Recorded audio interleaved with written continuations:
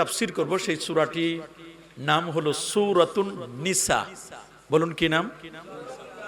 সূরাতুন নিসা। নিসা শব্দের অর্থ হলো নারী। বলুন নিসা মানে কি? আমরা যদি দেখি এটা নিসা শব্দটা এটা প্লুরাল, এটা বহুবচন, এটা এক বচন না। এর এক বচন হচ্ছে ইমরাআতুন। বলেন এক বচন কি? ইমরাআতুন। এর দুই বচন হলো ইমরাআতানে। কিন্তু এর প্লুরাল বহুবচন জমাটা হয়ে গেছে সম্পূর্ণ আলাদা। আন-নিসা, ইমরাআতুন, ইমরাআতানে, আন-নিসা। আল্লাহু আকবার বলেন। এটাকে বলা হয় জমা মিন গায়রি লফজ, মানে যার ওয়াহিদ ঠিক আছে, তাসনিয়া ঠিক আছে, কিন্তু জমাটা গিয়ে অন্য শব্দ হয়ে গেছে। এটাকে বলা হয় জামা মিন গায়রিল লফজ। খুব ভালো করে শুনবেন। সূরাতুন নিসা এটি আল্লাহর কোরআনের ৪৪তম সূরা।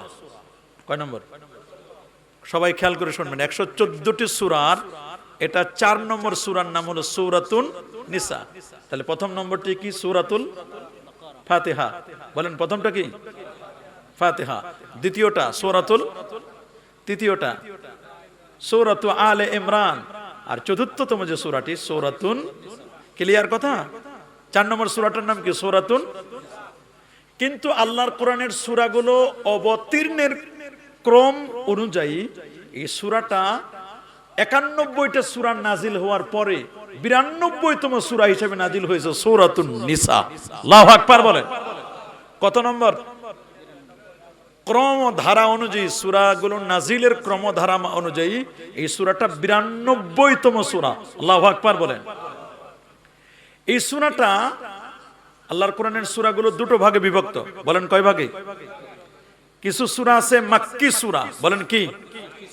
মাক্কি সূরা। আর কিছু সূরা আছে মাদানী সূরা। কি সূরা? আল্লাহ নবীর মক্কা জিন্দেগিতে যে সূরাগুলো নাজিল হয়েছিল এই সূরাগুলোকে বলা হয় মাক্কি সূরা। নবীজি হিজরতের পরে তার মাদানী জিন্দেগিতে যে সূরাগুলো নাজিল হয়েছিল এগুলোকে বলা হয় মাদানী সূরা। তো এই সূরাটা হিজরতের পর অবতীর্ণ হয়েছে, এইজন্য এই সূরাটা কি মাক্কি সূরা না মাদানী? মাশাআল্লাহ, তাহলে বুঝতেছেন আপনারা। এই সূরাটা কি? নবীজির মাদানী জিন্দেগিতে হিজরতের পর মদিনা শরীফে থাকাকালীন অবস্থায় এই সূরাটি নাজিল হয়েছিল, এইজন্য এই সূরাটিকে বলা হয় মাদানী সূরা। বলেন কি সূরা? এই সূরাটায় ১৭৬টি আয়াত আছে। আল্লাহু আকবার বলেন। কতটি আয়াত? এর রুকু সংখ্যা হলো ২৪টি। কয়টা রুকু? ২৪টি রুকু আছে। এর ওয়ার্ডস শব্দ সংখ্যা হলো ৩৭৪৫টি শব্দ। আল্লাহু আকবার বলেন। ৩৭৪৫টা শব্দ আছে এই সূরাতুন নিসায়। এই সূরার মধ্যে লেটার্স, অক্ষর সংখ্যা আছে ১৬,০০৩টা। আল্লাহু আকবার বলেন। ১৬,০০৩টা শুধু অক্ষর আছে। এক একটা অক্ষরের তেলাওয়াত শুনলে ১০ নেকি, আর একটু হলে ১০ থেকে ৭০, ৭০ থেকে বুঝে পড়লে ৭০০ নেকি আল্লাহ দিবেন। ১৬,০০৩ গুণন ৭০০, তাহলে দেখেন কতগুলো সওয়াব হয়ে যাবে যদি আমরা সূরাটাকে ভালো করে পড়ে বুঝে শুনে আমলে আনতে পারি। আল্লাহ কবুল করুন, মঞ্জুর করুন বলে আমিন। প্রিয় সুধী, খুব ভালো করে শুনবেন। এই সূরাটার আরেকটা নাম আছে। আমরা জানি এই সূরাটাকে সূরাতুন নিসা, তবে সূরাতুন নিসা দুইটা। সূরাতুত তালাককেও সূরাতুন নিসা বলা হয়। সুবহানাল্লাহ বলেন। একটা সূরা আছে নাম কি? সূরাতুত তালাক। বলেন কি নাম? তালাক দেন না নারীদেরকে, তালাক সংক্রান্ত। এটা নারীদের ব্যাপার না। বলেন তো তালাক কি পুরুষের ব্যাপার না নারীদের? পুরুষটা তালাক দেয় কাকে? তালাক এটা লাজিমুল মুআন্নাস, কোন পুরুষ তালাক প্রাপ্ত হয় না, তালাক প্রাপ্ত হয় নারী। কোন নারী তালাক দিতে পারে না। তালাকের ক্ষমতা পাওয়ার হলো পুরুষের হাতে। কার হাতে? তালাক পায় কে? রাসূলুল্লাহ বলেছেন আত-তালাকু লির-রিজাল, তালাক দিবে পুরুষ। বলেন তালাক দিবে কি? নারী কি করবে? ওয়াল ইদ্দাতু লিন-নিসা, নারী পালন করবে ইদ্দাত। নারী তালাক দিতে পারে না। উত্তরবঙ্গের এক খবিস, সে আমার নবীরে তালাক দিছে। আরো যারা বলেন নাউজুবিল্লাহ। সে বলছে কি জানেন? আপনি শুনলে অবাক হবেন যে যারা বলে নবীজি হায়াতুন নবী, ওই নবী আমাদের না, এটা সুন্নিদের দিয়ে দিছে। কই ওই নবী তালাক, তা তালাক পায় নারীরা, তালাক পায় কারা? নারীরা। তো নবীরে তালাক দিছে, তাহলে কি পরিমাণ খবিস হলে জানে না যে নবী পুরুষ না নারী, এইটুকু জ্ঞানও তার নাই।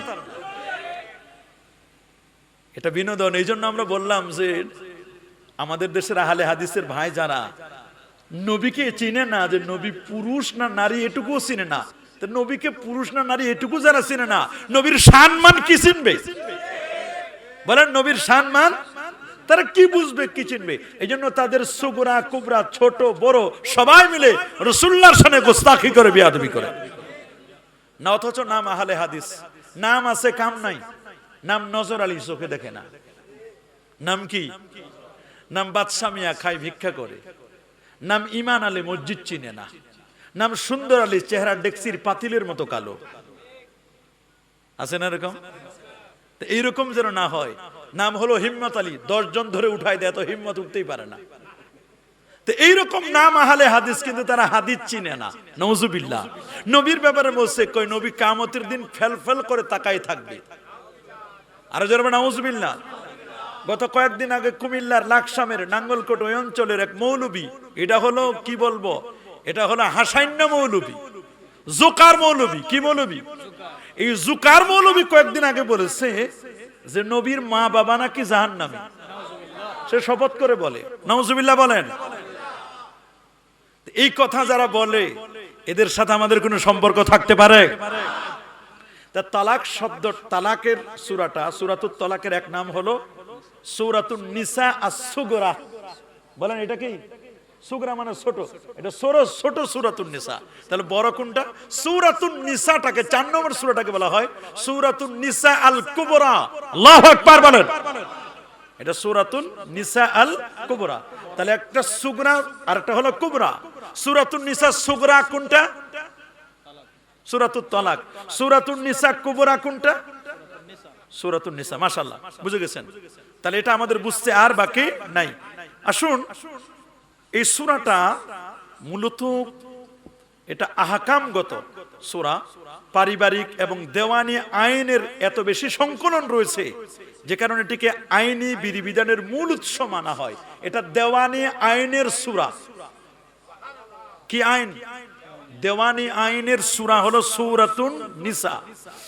এই সূরাটা আমরা যদি দেখি এর বিষয়বস্তু কি নিয়ে এই সূরায় আলোচনা করা হয়েছে, আমরা দেখলাম এই সূরাটা মূলত ইনহেরিটেন্স মানে উত্তরাধিকারী সংক্রান্ত আয়াত।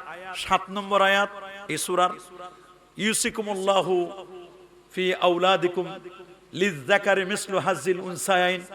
নারীরা কে কতটুকু সম্পদ পাবে? যত মেয়ে তত ভাগ, যত ছেলে ডাবল ভাগ। একটা মেয়ে যদি 1 টাকা পায়, তাহলে একটা ছেলে পাবে 2 টাকা। এই সংক্রান্ত আইন আল্লাহ আলোচনা করেছেন সূরাতুন নিসায়। সুবহানাল্লাহ বলেন। 12 নম্বর আয়াত থেকে 7 থেকে 12 পর্যন্ত কে কি পরিমাণ সম্পদ পাবে, সম্পদের উত্তরাধিকারী আলোচনা হয়েছে সূরার মধ্যে। এবং সর্বশেষ এই সূরার 176 নম্বর আয়াত, এই সূরার সর্বশেষ আয়াত, আল্লাহু ইফতিকুম ফিল কালালা।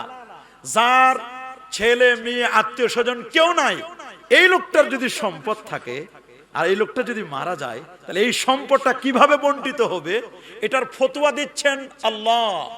এই পৃথিবীর প্রথম মুফতিকে, মাশাআল্লাহ বলেন, পৃথিবীর প্রথম মুফতিকে? এই পৃথিবীর প্রথম মুফতি হচ্ছেন আমার আল্লাহ। আল্লাহু আকবার। নবীর 1,25,000 সাহাবীর মধ্যে মাত্র 130 জন ছিলেন মুফতি সাহাবী। কয়জন? 130 জন। 130 জনের মধ্যে সেরা ছিল 3 ক্যাটাগরির। মুকসিরিন, বেশি ফতোয়া দিতেন 9 জন। কয়জন? মুতাওয়াসসিতিন, মধ্যম মানের ফতোয়া দিতেন 30 জন। মুকিল্লিন, কম ফতোয়া দিতেন বাকিগুলো। এর মধ্যে সেরা ছিল আরো 10 জন। 10 জনের মধ্যে সেরা হলো 7 জন। 7 জনের সেরা হলো 3 জন। নবীর 1,25,000 সাহাবীর শ্রেষ্ঠ মুফতির নাম ছিল রাইসুল ফুকাহা হযরত আব্দুল্লাহ ইবনে মাসউদ রাদিয়াল্লাহু তাআলা আনহু। আল্লাহু আকবার। এই সূরার বিবাহ এবং নারীর অধিকার কি নিয়ে, বিবাহ সংক্রান্ত এবং নারীর অধিকার নিয়ে আলোচনা হয়েছে এই সূরার 3 নম্বর আয়াতে, 4 নম্বর আয়াতে। 19 থেকে 25 নম্বর আয়াতে, 34 এবং 35 নম্বর আয়াতে, সাথে সাথে 117 থেকে নিয়ে 133 আয়াত পর্যন্ত নারীদের বিবাহ মোহর এই সংক্রান্ত আলোচনা হয়েছে সূরার মধ্যে। সুবহানাল্লাহ বলেন। এই সূরার আমানত এবং শাসন নীতি কেমন হবে? ইন্নাল্লাহা ইয়া'মুরুকুম আন তুআদ্দুল আমানাতি ইলা আহলিহা, মানুষের কাছে আমানত পৌঁছে দিতে হবে। এই আয়াত নাজিল হয়েছে আমানত এবং শাসন নীতি। আল্লাহর কোরআনের 58 এবং 59 নম্বর আয়াতে আমানতদারিতার বিষয়ে আলোচনা হয়েছে। আল্লাহু আকবার বলেন। কেমন আমানত? যেমন আল্লাহর ঘরের খানায় কাবার চাবিটা, সুবহানাল্লাহ বলেন, চাবিটা আমানত ছিল উসমান ইবনে তালহা, উসমান বিন তালহার কাছে। নবী যখন মক্কা বিজয় করলেন, সুবহানাল্লাহ বলেন, কি বিজয় করছে? নবী যখন মক্কা বিজয় করলেন, মক্কা বিজয় করার পরে নবীজি খানায় কাবার ভিতরে ঢুকবেন। নবী জিজ্ঞেস করলেন, এই কাবার চাবিটা কার কাছে? সবাই বলল উসমান বিন তালহার কাছে আমানত আছে, আবু সুফিয়ান তার কাছে রেখে দিয়েছেন, এরা বংশ পরম্পরায় তাদের কাছে আমানত। তো নবীজি বললেন, কে আছো? উসমান বিন তালহার কাছে কাবা ঘরের চাবিটা আনবে। হযরত আলী বললেন, হুজুর আমারে দেন, আমি আনি। আনা মাদিনাতুল ইলমি ওয়া আলিয়্যুন বাবুহা, আমি ইলমের শহর, ওই শহরের দরজা হযরতে আলী। রাসূল বলেছেন, যিনি 76 মন কামুজ দুর্গ, কে বলেন 70 মন কামুজ দুর্গ কেন আঙ্গুল দিয়ে তুলে ফেলেছিলেন। তার স্পিরিচুয়াল পাওয়ার, আধ্যাত্মিক শক্তি এত বেশি ছিল। উসমান বিন তালহার কাছে গিয়ে বলেন, ভাই চাবিটা দাও। বলে কিসের চাবি? বলে কাবা ঘরের চাবি। যে কাবা ঘরের চাবিতে লেখা ছিল লা ইলাহা ইল্লাল্লাহ মুহাম্মাদুর রাসূলুল্লাহ সাল্লাল্লাহু আলাইহি ওয়াসাল্লাম। বলে চাবি দাও। বলে চাবি দিব না। বলে এটা আমার কাছে আবু সুফিয়ান, আমাদের নেতা, রাষ্ট্রের প্রধানের পক্ষ থেকে আমানত। বলে চাবি দিবা না? বলে এটা দেখছো এটা? বলে এটা কি? বলে এটা কেনু আঙ্গুল, কনিষ্ঠ আঙ্গুল। কি নাম? কনিষ্ঠ আঙ্গুল। বলে এই ছোট্ট আঙ্গুলটা দিয়ে 70 মন কামুজ দুর্গ আমি তুলে ফেলেছি। তোমার কাছে চাবি নিতে 1 সেকেন্ডও লাগবে না, তাড়াতাড়ি দিলে দাও। বলে আমি দিব না, তুমি যদি জোর করে নিতে পারো নাও, আমার কোনো আপত্তি নেই, কারণ এটা আমানত। আমি কোনোদিন আমানতের খেয়ানত করতে পারি না। অমুসলিম তারপর আমানতের খেয়ানত করে নাই। আল্লাহু আকবার বলেন। আমার রাসূল বলেছেন, লা ঈমানা লিমান লা আমানাতা লা, ওই লোকটার প্রকৃত ঈমান নেই যার আমানতদারিতা নেই। আল্লাহু আকবার। ওই ব্যক্তির মধ্যে প্রকৃত ঈমান নেই যার কি নাই? আমানতদারিতা নেই। হযরত আলী গিয়ে হাতটা মোচড় দিয়া চাবিটা নিলেন। নেওয়ার পরে নবীর কাছে দিলেন, হুজুর এই নেন চাবি। তালা খোলা হলো, 360 মূর্তি অপসারণ করা হলো। মুহূর্তের মধ্যে জিবরিল আমিন হাজির। জিবরাইল তিনি ওয়ালাহু সিত্তু মিআতি জানা, যার 600 নূরের পাখা। আল্লাহু আকবার বলেন। যিনি নবীর দরবারে 24,000 বার এসেছিলেন, একবার নয়, দুবার নয়, 24,000 বার এসেছিলেন। বলে হুজুর চাবি আনছে কে? কেন? বলে আল্লাহর আরশ গরম হয়ে গেছে, আল্লাহ রাগ করেছেন। কি কারণে? বলে যিনি চাবি এনেছেন উনি সিস্টেম ওয়েতে আনেন নাই, হাত মোচড় দিয়ে এনেছেন, আল্লাহ নারাজ হয়ে গেছেন। কোরআনের আয়াত নাজিল হলো, এই আয়াত, ইন্নাল্লাহা ইয়া'মুরুকুম আন তুআদ্দুল আমানাতি ইলা আহলিহা, আমানত পৌঁছে দেওয়ার জন্য। হযরত আলী রাদিয়াল্লাহু তাআলা কে নবী ডাকলেন, আলী চাবিটা দিয়ে আসো উসমান বিন তালহার কাছে। ইনি এখন বিপদে পড়ে গেছে, আমি আনছি তো জোর করে, দিব কেমনে? গিয়ে উসমান বিন তালহাকে বলছেন, ভাই চাবিটা নাও। বলে নিব না। বলে ভাই আপনি এর আগে দিবেন না আর এখন নিচ্ছেন না? বলে আপনি যে জোর করে নিলেন, আপনি কেন দিতে আসছেন? আল্লাহু আকবার বলেন। বলে আমি এমনি দিতে আসি নাই, ঠেলায় পড়ে। বলে আসমান গরম হয়ে গেছে, আরশে আজিমের মালিক রাগ হয়ে গেছেন, কোরআনের আয়াত নাজিল হয়েছে, চাবি ফেরত দিতে বলতেছে। সুবহানাল্লাহ। বলে কেন? বলে আমি যে আপনার হাতটা মোচড় দিয়া চাবি নিছি, দুনিয়ার সব মানুষকে ফাঁকি দিতে পারি, একজনকে ফাঁকি দিই নাই, তিনি হচ্ছেন আমাদের রব। আল্লাহু আকবার। বলে তাকে ফাঁকি দেওয়া যায় নাই? বলে না, তিনি দেখেছেন উনি রাগ করেছেন, এটা দেওয়া নেওয়া আমানতের খেয়ানত করা যায় না। বলে ওই রকম রব তো আমারও দরকার, যিনি আমার চাবি নেওয়ার বিষয়টা বুঝে ফেলেছেন। বলে আমিও তো কালেমা পড়তে চাই, তাহলে ওই রকম রবের হাতে হাত রেখে। বলে রবের হাতে তো হাত রাখা যায় না, রবের যিনি বন্ধু মুহাম্মদ রাসূলুল্লাহ সাল্লাল্লাহু আলাইহি ওয়াসাল্লাম, যার কাছে আমি চাবি দিয়েছি, তার কাছে তুমি হাত রেখে কালেমা পড়ো। বলে চাবি নাও। বলে চাবি নিয়ে রাসূলের কাছে চাবি দিলেন আর বললেন, হুজুর আমাকে কালেমাটা পড়ায় দেন। এই আমানত এবং শাসন নীতির আলোচনা হয়েছে সূরায়। জিহাদ এবং নিরাপত্তা সংক্রান্ত আলোচনা হয়েছে এই সূরার মধ্যে। মুনাফিকদের পরিচয় নিয়ে আলোচনা হয়েছে সূরার মধ্যে। তাওবা এবং ক্ষমা সংক্রান্ত আয়াতগুলো আলোচনা হয়েছে এই সূরার মধ্যে। আল্লাহু আকবার বলেন। প্রশ্ন হলো এই সূরাটা কেন নাজিল হলো, কোন প্রেক্ষাপটে, কোন ব্যাকগ্রাউন্ডে এই সূরাতুন নিসাটা নাজিল হলো, এটা আমাদের জানা দরকার না? আমি এখানে কেন আসলাম, আসার পিছনে কারণ নাই? বলেন, আপনি কেন আসলেন, আসার পিছনে কারণ নাই? আমাদের দেশে কেন যুদ্ধ হচ্ছে, কারণ নাই? কেন অনাবৃষ্টি হচ্ছে, অতিবৃষ্টি কেন হচ্ছে, এগুলোর কারণ নাই? আমাদের যুব সমাজ কেন নষ্ট হচ্ছে, কারণ নাই? প্রত্যেকটা পিছনে একটা রিজন, একটা কারণ আছে। সূরাতুন নিসাটা কেন নাজিল হলো, কোন প্রেক্ষাপটে, এটাকে বলা হয় শানে নুজুল। বলেন, কি বলা হয়? শানে নুজুল। কোন প্রেক্ষাপটে নাজিল হলো? এই সূরাটি মূলত উহুদ যুদ্ধে, ইসলামের যে একটি যুদ্ধ হয়েছিল, উহুদের যুদ্ধ, যে যুদ্ধে আমার নবী তার দান মোবারক শহীদ করেছিলেন। উহুদ একটি পাহাড়ের নাম। আমার রাসূল বলেছেন ইন্না হাযাল জাবাল, এটি এমন একটি পাহাড়, ইউহিব্বুনা ওয়া নুহিব্বু, এই পাহাড়কে আমরা ভালোবাসি, উহুদ আমাদেরকে ভালোবাসে। নবীর আগমনকে কেন্দ্র করে উহুদ পাহাড় থরথর করে কেঁপে উঠেছিল। সহিহুল বুখারীর বর্ণনা, নবী যখন উহুদ পাহাড়ে গেলেন, সাথে নিলেন সিদ্দিক আকবর, ফারুক আজম, উসমান জিন্নুরাইন, চারজন মিলে উহুদ পাহাড়ে উঠলেন। উহুদ পাহাড় কাঁপতে লাগলো। কোরআন নবীর এত শান মান উল্লেখ করেছেন। উহুদ পাহাড় যখন কাঁপতে লাগছে, নবীজি বলেছেন উসবুত ইয়া উহুদ, রে উহুদ তুমি থেমে যাও। তুমি জানো না তোমার মধ্যে একজন নবী আছে, দুইজন শহীদ আছে। আল্লাহু আকবার। কয়জন শহীদ? আরেকজন সিদ্দিক আছে। অবাক, উহুদ থেমে গেল। নবীর আগমনকে কেন্দ্র করে উহুদ নাচতে লাগছে। সুবহানাল্লাহ বলেন। তাহলে নবীকে পেয়ে উহুদ পাহাড় খুশি, কিন্তু আমার দেশের মোল্লারা খুশি হইতে পারে না। আছে না নাই কিছু? ওরা নবীকে পাওয়ার পরে খুশি হয় না, কিন্তু ৫,০০০ টাকার খাম পাওয়ার পরে আমার সোনার বাংলা, আমি তোমায় ভালোবাসি, মা তোমার আকাশ তোমার বাতাস, মায়ের আকাশ নয়, মায়ের বাতাস নয়, আকাশ ও বাতাসের মালিক কে? যখন আমার সোনার বাংলা, আমি তোমায় ভালোবাসি, সোনার বাংলার ভালোবাসায় বড় বড় হুজুর বুকের মধ্যে হাত দিয়ে দাঁড়ায় যায়, নবীর ভালোবাসায় দাঁড়াইলে কলিজা ছিঁড়ে যায়। কথা বলেন। আমরা দেখেছি, এদেরকে চিনে রেখেছি, মার্কিং করেছি আমরা। এরাই যখন ঈদে মিলাদুন নবী আসবে তখন ফতোয়া দিবে নবীর মহব্বতে দাঁড়ানো শিরক, বেদাত, হারাম। আর সামান্য কিছু অর্থ নেওয়ার সময় আমরা দেখলাম তো, মাননীয় প্রধানমন্ত্রীর সামনে দেখলাম এরা দাঁড়াইয়া আমার সোনার বাংলা, আমি তোমায় ভালোবাসি, বুকের মধ্যে হাত রেখে কি মহব্বতে আমার সোনার বাংলা, আমি তোমায় ভালোবাসি। রবি ঠাকুরের কবিতায়, রবি ঠাকুরের জাতীয় সঙ্গীতটার মহব্বতে সোনার বাংলার ভালোবাসায় দাঁড়াতে পারো, তুমি নবীর ভালোবাসায় দাঁড়াইলে ফতুয়াবাজি করো। আমাদেরকে চিনতে বাকি আছে এদের। গভীর মনোযোগ। উহুদ পাহাড় নবীকে ভালোবাসেন, নবী প্রেম করেছে উহুদ পাহাড়ের সাথে। সুইজারল্যান্ডের বিজ্ঞানীরা উহুদ পাহাড়ের উপর স্যাটেলাইট ফিট করে দেখেছে উহুদ যে নবীকে ভালোবাসে তার প্রমাণ কি।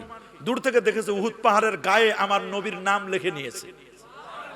আর নবী যে উহুদ পাহাড়কে ভালোবাসে তার নজরানা হচ্ছে নবীজি তার দান মোবারক শহীদ করেছিলেন। ৩য় হিজরির পরে উহুদের যুদ্ধের পর সূরাতুন নিসা নাজিল হয়েছে। সুবহানাল্লাহ বলেন। আপনারা শুনলে অবাক হবেন এবং ব্যথিত হবেন, উহুদের যুদ্ধে ৭০ জন সাহাবায়ে কেরাম শাহাদাত বরণ করেছেন। কতজন? আরো জোরে। আচ্ছা বলেন, শাহাদাত যারা বরণ করলো, যারা শহীদ হলেন, তাদের স্ত্রী আছে না, ছেলে মেয়ে, আত্মীয় স্বজন? এই উহুদ যুদ্ধে ৭০ জন সাহাবী শহীদ হওয়ার ফলে মদিনায় অনেক নারী বিধবা হয়ে গেল। স্বামী মারা গেছে, নারী কি বিধবা। নারীরা কতদিন পর্যন্ত ইদ্যত পালন করবে স্বামী মৃত্যুর পরে? ইসলাম বলেছে 4 মাস 10 দিন। কয়দিন? 4 মাস, আরবাত আশুরি ওয়া আশরা, 4 মাস 10 দিন পর্যন্ত নারী ইদ্যত পালন করবে। এই সময় এখানে ঠোঁট পালিশ দিতে পারবে না, অর্নামেন্টস ব্যবহার করতে পারবে না, কোনো বিবাহ অনুষ্ঠানে যেতে পারবে না। স্বামী মারা গেছে, এখন শোক পালন করবে। কথা বলুন, কয় মাস? বিউটি পার্লারে যেতে পারবে না, কোনো অনুষ্ঠানে যাবে না। কিন্তু আমার দেশে 4 মাস 10 দিন তো দূরের কথা, 4-5 দিন পরেই সে তার চেঞ্জ হয়ে যায়, আরেক জায়গায় বিয়ে বসার চেষ্টা করে। স্বামীর শোক সে ভুলে যায়। তার মানে তার প্রেম ভালোবাসা ছিল আর্টিফিশিয়াল। কথা বলুন। জোরে বলুন। রাসূল বলেছেন, আমি যদি কোনো নারীকে বলতাম পৃথিবীতে কেউ কারো পায়ে সিজদা করার যদি পারমিশন দিতাম, আমি স্ত্রীদেরকে বলতাম স্বামীর পায়ে সিজদা করো। কিন্তু মানুষের সিজদা করার অধিকার কাউকে দেওয়া হয় না। এই কপালটা একমাত্র আল্লাহ পাকের জন্য। বলেন এই কপাল কার জন্য? এই কপালটা একমাত্র কার জন্য? আল্লাহর জন্য। 70 জন সাহাবা যখন শাহাদাত বরণ করলেন, এদের স্ত্রীরা যখন বিধবা হয়ে গেল, প্রচুর শিশু এতিম হয়ে পড়ল, তাদের অধিকার রক্ষা এবং সম্পত্তি বন্টনের জটিলতা নিরসনে মূলত সূরাতুন নিসা নাজিল হয়েছে। আল্লাহু আকবার বলেন। এই নারীরা কি পরিমাণ সম্পদ পাবে? 70 জন সাহাবায়ে কেরামের সন্তান সন্ততি ছেলেমেয়েরা যারা এতিম হলো, এতিমদের সম্পদগুলো কেমনে বন্টিত হবে, এই সংক্রান্ত মাসআলা মাসাইল, এই সংক্রান্ত আইনগুলো বিধানগুলো অবতীর্ণ হয়েছে সূরাতুন নিসার মাধ্যমে। রব্বুল আলামিন এই আইনগুলো নাজিল করলেন। আল্লাহু আকবার। এতিমদের প্রতি অমানবিক আচরণের সতর্কতা আয়াত দিয়ে আল্লাহ রাব্বুল আলামিন শুরুতে আল্লাহ বলেন, পৃথিবীর মানুষদেরকে নিয়ে আল্লাহ বলেন, পৃথিবীর প্রথম মানব আদম আলাইহিস সালাম, আদম আলাইহিস সালামের কথা উল্লেখ করেছেন। আল্লাহ তাআলা সূরাতুন নিসার সূচনাটা করলেন এভাবে, ইয়া আইয়ুহান নাস, হে মানব জাতি। আল্লাহু আকবার বলেন। কি বলেছেন? হে মানব, ইত্তাকু রাব্বাকুম, তোমরা তোমাদের রবকে ভয় করো। আমরা ভয় করব কাকে? ইয়া আইয়ুহান নাস ইত্তাকু রাব্বাকুম, তোমরা তোমাদের রবকে ভয় করো। কেন? আল্লাযী খলাকাকুম, যিনি তোমাদেরকে সৃষ্টি করেছেন, মিন নাফসি ওয়াহিদা, একটা মাত্র প্রাণ থেকে, একটা মাত্র আত্মা থেকে। মানবের মূল কে? আদম আলাইহিস সালাম। বলেন, মানব সৃষ্টির মূল কে? বাবা আদম আলাইহিস সালাম। বাবা আদম আলাইহিস সালাম, তার মাও নাই বাবাও নাই। বলেন তো আদম আলাইহিস সালামের মার নাম কি? বাবার নাম কি? পৃথিবীতে আল্লাহ তাআলা দেখাই দিলেন, শোনো, মা সারা বাপ সারা সন্তান জন্ম দিতে পারেন কে? মা বাবা সারা যে পৃথিবীতে মানুষ বানাতে পারেন, সন্তান হতে পারে, তার প্রমাণ কি? আদম আলাইহিস সালাম। সুবহানাল্লাহ বলেন। ওয়া খালাকা মিনহা যাওজাহা, এবং আদম থেকে আল্লাহ তাআলা সৃষ্টি করলেন তারই স্ত্রী কে? হাওয়া আলাইহিস সালাম। হাওয়া আলাইহিস সালামের মায়ের নাম কি আছে? হাওয়া আলাইহিস সালামের বাবা, কেউ কেউ বলছেন হাওয়া আলাইহিস সালামের বাবা তো আদম আলাইহিস সালামের কাছ থেকে আসছে, এজন্য তাকে বাবা বলেছেন। আল্লাহু আকবার বলেন। কিন্তু সে তো তার স্বামী কে? আদম এবং হাওয়া, মানব জাতির মূল দুইটা প্রাণ। সুবহানাল্লাহ বলেন। মূল দুইটা। দেখেন আপনি, বিজ্ঞান এখানে স্থবির হয়ে গেছে। বিজ্ঞান বলছে পৃথিবীতে সন্তান হবে, ছেলে হয় আর মেয়ে হয় কেমনে? ক্রোমোজোমের মাধ্যমে। 23 থেকে 46 জোড়া ক্রোমোজোম। সুবহানাল্লাহ বলেন। 23 জোড়া আর 23 জোড়া, মোট 46 জোড়া ক্রোমোজোম। পৃথিবীতে ছেলে হয় কেমনে, মেয়ে হয় কেমনে? পৃথিবীর বিজ্ঞানীদেরকে বলেন, হিউম্যান অ্যানাটমি এমব্রিওলজিস্ট যারা, তাদেরকে জিজ্ঞেস করেন, তারা বলতে পারবে না। এই পৃথিবীতে ক্রোমোজোম 23 থেকে 46 জোড়া ক্রোমোজোম। পুরুষের এক্স এবং ওয়াই ক্রোমোজোম, নারীর হলো ডাবল এক্স, তার ওয়াই মিলে সন্তান হবে ছেলে। সুবহানাল্লাহ বলেন। বিজ্ঞান মুখ থুবড়ে পড়েছে। আদম আলাইহিস সালামের এক্সও নাই ওয়াইও নাই, কেমনে হলো? সুবহানাল্লাহ বলেন। আবার হযরতে হাওয়া আলাইহিস সালাম কন্যা হবে, কন্যা হওয়ার জন্য লাগবে ডাবল এক্স, কিন্তু আদমের কাছে ডাবল এক্স নাই, আছে শুধু এক্স আর ওয়াই। ডাবল এক্স ছাড়া কন্যা হয় না। আল্লাহ বলেন, তোমাদের থিওরি সব জায়গায় খাটবে না। আমি আল্লাহ এখানে রুল অফ এক্সন দিয়ে দিলাম। এক্স এবং ওয়াই আছে আদমের কাছে, এক্স ওয়াই মিলেও যে কন্যা হতে পারে, এটাও তার প্রমাণ। এক্স এবং ওয়াই ক্রোমোজোম থেকে আল্লাহ হাওয়াকে বানালেন। আবার পৃথিবীর বিজ্ঞানীরা মুখ থুবড়ে পড়েছে, কেমনে ঈসা রুহুল্লাহ হলো? বলে ঈসা রুহুল্লাহ কেমনে হবে না? বলে ঈসা রুহুল্লাহর জন্য তো দরকার এক্স এবং ওয়াই, কিন্তু হযরতে মারিয়ামের কাছে আছে ডাবল এক্স।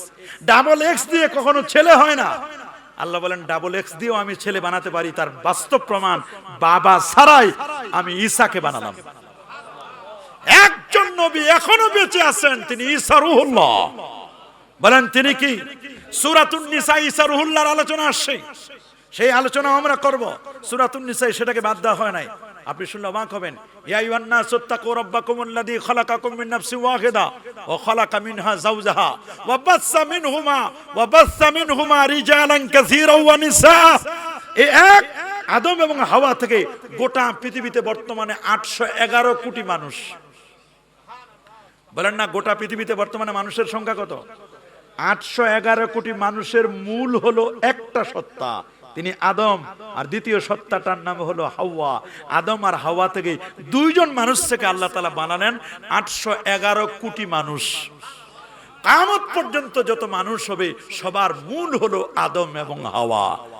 এখান থেকে খুব খেয়াল করে শুনবেন, মানুষের অরিজিন, মানুষের মূল বানর নয়, মানুষের অরিজিন, মানুষের মূল হচ্ছে আদম এবং হাওয়া, বানর নয়।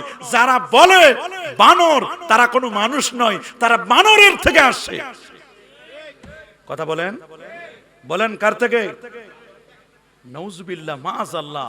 এই কথা বলতে পারে ওই সমস্ত ব্যক্তি, ডক্টর জাফর ইকবাল, এটা গোগলসোর বিজ্ঞানী। আপনাদের প্রোডাকশন নাকি? এই যে ডাক্তার জাফর ইকবাল, মনে হয় সিলেট কি চিটাঙ্গের মনে হয়, যাই হোক, উনি কিন্তু এই বইগুলো লিখে সমালোচিত হয়েছে।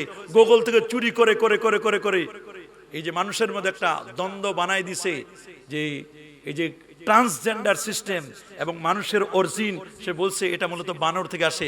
নাউজুবিল্লাহ। আল্লাহ এই সূরাতুন নিসার মধ্যে বলে দিলেন মানুষের অরিজিন মূল হচ্ছে বানর নয়, মানুষের অরিজিন হচ্ছে আদম আলাইহিস সালাম। আল্লাহু আকবার বলেন। আদম এবং হাওয়া, সেই কথা আল্লাহ কোরআনে বলেন, ওয়া বাসসা মিনহুমা রিজালান কাসীরা ওয়া নিসা। এতে তাফসীর হয়েছে সূরাতুল হুজরাতের আরেক আয়াতে। আল্লাহ বলছেন, ইয়া আইয়ুহান নাস ইন্না খালাকনাকুম মিন যাকারিন ওয়া উনসা وجعلناكم شعوبا وقبائل لتعارفوا إن أكرمكم عند الله أتقاكم الله أكبر يا أيها الناس হে মানব জাতি ইন্না খালাকনাকুম মিন যাকারিন ওয়া উনসা, আমি তোমাদেরকে সৃষ্টি করেছি আদম এবং হাওয়া থেকে, যাকার এবং উনস, নারী এবং পুরুষ থেকে। মিন যাকারিন ওয়া উনসা ওয়া জাআলনাকুম শুউবা, আমি তোমাদেরকে বিভিন্ন শাখায় শাখায় ভাগ করেছি। Talukdar, zamindar, Pakistan, Bangladesh, Iraq, Iran, Saudi Arab, এগুলো কিছুই ছিল না, সব এক গোত্রে ছিলাম আমরা। এগুলোকে আল্লাহ তাআলা ভাগ করেছেন কেন? লিতারাফু, যাতে করে তোমরা পরস্পর পরস্পরের পরিচিতি লাভ করতে পারো। কোনো ভিসা লাগতো না, নবীর যুগে কোনো ভিসা ছিল নাকি? এই এক দেশ থেকে আরেক দেশ যাব, আমাদের কোনো ভিসা আছে? কারণ আমাদের ভিসা তো আল্লাহ দিয়ে দিয়েছেন। আমরা এক আদমের সন্তান, হাওয়ার সন্তান, আদম এবং হাওয়ার সন্তান। কোন দেশে যাওয়ার জন্য কোনো ভিসা লাগে না। এগুলো সপ্তম হিজরির পরে এটা চালু হয়েছে, ভিসার সিস্টেম এগুলো অনেক পরে চালু হয়েছে। এক দেশ থেকে আরেক দেশ আপনি যাবেন, ভিসা লাগবে। আল্লাহু আকবার বলেন। কিন্তু আমাদের সবার অরিজিন আদম এবং হাওয়া, এটা আমাদেরকে মনে রাখতে হবে। কেন? আবার বলে দিলেন তোমাদের কে কোন বংশের, কে কোন তালুকদার, জমিদার, চৌধুরী ফ্যামিলির, কে কোন বংশের, কে মুহাদ্দিস, কে মুফাসসির, কে এমপি, কে মন্ত্রী, কে চেয়ারম্যান, কে মেম্বার, এগুলো আমার কাছে মর্যাদার মাপকাঠি নয়। আমার কাছে মর্যাদার মানদণ্ড মাপকাঠি হচ্ছে ইন্না আকরামাকুম ইনদাল্লাহি আতকাকুম, তোমাদের মধ্যে যিনি যত বড় মুত্তাকি পরহেজগার, আমি আল্লাহর কাছে ওই লোকটার দাম তত বেশি। আল্লাহু আকবার বলেন। এইজন্য আমার নবীর চেয়ে আর বড় মুত্তাকি পৃথিবীতে কেউ ছিল? জোরে বলুন, আরো জোরে বলুন। আমার নবীর চেয়ে বড় মুত্তাকি পৃথিবীতে কেউ ছিল না। আল্লাহ বলেন ওয়াত্তাকুল্লাহাল্লাযী তাসাআলুনা বিহি ওয়াল আরহাম, তোমরা আত্মীয়তার সম্পর্ক নিয়ে তোমরা ভয় করবে, ভয় করবে, আল্লাহর কাছে জিজ্ঞাসিত হবে। তোমরা যেই সাহাবাগণ 70 জন সাহাবা শাহাদাত বরণ করলেন, তাদের স্ত্রীরা বিধবা হয়েছে, তাদের সম্পদ নিয়ে তোমরা ভেজাল করবে না, এবং তাদের সন্তান সন্ততি এতিম শিশু না, তাদের সম্পদ নিয়ে তোমরা কখনো ভেজাল করবে না। এই ব্যাপারে তোমরা আল্লাহকে ভয় করো। পরের আয়াতে সূরাতুন নিসার 2 নম্বর আয়াতে আল্লাহ পাক রব্বুল আলামিন এতিমদের প্রতি অমানবিক আচরণের সতর্কতামূলক আয়াত 2 নম্বর আয়াতে আল্লাহ পাক বলে দিলেন ওয়া আতুল ইয়াতামা আমওয়ালাহুম, এতিমদের সম্পদ তোমরা তাদেরকে দিয়ে দাও। সুবহানাল্লাহ বলেন। যে 70 জন সাহাবী মারা গেলেন, শাহাদাত বরণ করলেন, এই 70 জন সাহাবায়ে কেরামের সন্তান সন্ততি, তাদের সম্পদ যেন কেউ কুক্ষিগত না করে, তাদের সম্পদগুলো যেন কেউ যেন মেরে না খায়। এজন্য আল্লাহ আয়াতের আইন করে দিলেন আমওয়ালাহুম, তোমরা তাদের সম্পদগুলো, এতিমের সম্পদগুলো দিয়ে দাও। ওয়ালা তাতাবাদদালুল খাবিসা বিত-তাইয়্যিব, তোমরা খারাপটাকে ভালোর সাথে মিলাবা না। অনেক সময় তাদের সম্পদ বেশি, আমার কিছু সম্পদ তাদের সাথে মিলাইয়া, আমারটা ওদের সাথে মিলাইয়া বলে না সবটা আমারে, নাউজুবিল্লাহ বলেন। ওয়ালা তাকুলু আমওয়ালাহুম, তোমরা তাদের সম্পদ ভক্ষণ করো না। ইলা আমওয়ালিকুম, ইলা শব্দের অর্থ মা, মা আমওয়ালিকুম, তোমাদের সম্পদের সাথে, তোমাদের সম্পদের সাথে তাদের সম্পদ আর তোমাদের সম্পদ এক করে তোমরা কখনো খাবে না। মনে রাখবা, ইন্নাহু কানা হুবান কাবীরা, এটি একটি নিশ্চয়ই এটি একটি অনেক বড় পাপ, মহা অন্যায়। এই মহা অন্যায় থেকে তোমরা বেঁচে থাকবে। বলেন, এতিমের সম্পদ ভক্ষণ করা যাবে? আরো জোরে বলুন, এতিমদের সম্পদ ভক্ষণ করা যাবে? যে ব্যক্তি এতিমের সম্পদ ভক্ষণ করলো সেজন্য জাহান্নামের আগুনের টুকরা পেটে যেন ভক্ষণ করেছে। কান্নামা আকালান নার, মনে রাখবেন, কেমন যেন সে জাহান্নামের আগুন ভক্ষণ করেছে। আমরা কি কখনো এতিমের সম্পদ ভক্ষণ করব? বরং এতিমদের লালন করব, এতিমদের মাথায় হাত বুলাই দেব। রাসূল বলেন, মান মাসাহা, যে ব্যক্তি মান মাসারা আসাল ইতিম, যে এতিমের মাথায় হাত বুলাই দেবে, এতিমকে লালন করবে, এতিমকে পালন করবে, আমার রাসূল বলেন জান্নাতে ওই ব্যক্তি আর আমি এই দুই আঙ্গুলের মাঝখানে যতটুকুন ফাঁক, এই পরিমাণ ব্যবধানে আমি আর ওই লোকটি থাকবে। তাহলে আমরা এতিমদেরকে লালন পালন করতে চাই কি চাই না? তাদের সম্পদ কখনো কুক্ষিগত করা যাবে না। আমাদের এতিমকে, যার মা মারা গেছে, যার বাবা মারা গেছে, যার বাবা মারা গেছে অপ্রাপ্ত বয়স্ক, এইরকম ব্যক্তি বাবা মারা গেছে, যার মাও নাই বাবাও নাই, এ হলো প্রকৃত এতিম। আল্লাহু আকবার বলেন। তাহলে 70 জন সাহাবা যখন ইন্তেকাল করলেন উহুদের যুদ্ধে, এই সাহাবীদের সন্তানরা, এরা এতিম, এদের সম্পদ যেন কেউ কুক্ষিগত না করে, তাদের ব্যাপারে আল্লাহ আইন করে দিলেন। এরপরের আরেকটি বিষয় এখানে আলোচনা হয়েছে, নারীদের মহারণা প্রদানের নির্দেশ। বলেন, বিয়ে করা এটা সুন্নাত। বলেন, বিয়ে করা কি? বলেন, বিয়ে করা কি? সুন্নাত। আবার কখনো কখনো বিয়ে করা ওয়াজিব হয়ে যায়। কি হয়ে যায়? ওয়াজিব। কারো যদি সামর্থ্য থাকে, সে যদি নিজের চরিত্রকে কন্ট্রোল করতে না পারে, কোন নারী দেখলে সে উত্তেজিত হয়ে যায়, সম্পদ আছে, তার জন্য বিয়ে করা ওয়াজিব, আবশ্যক। আল্লাহু আকবার বলেন।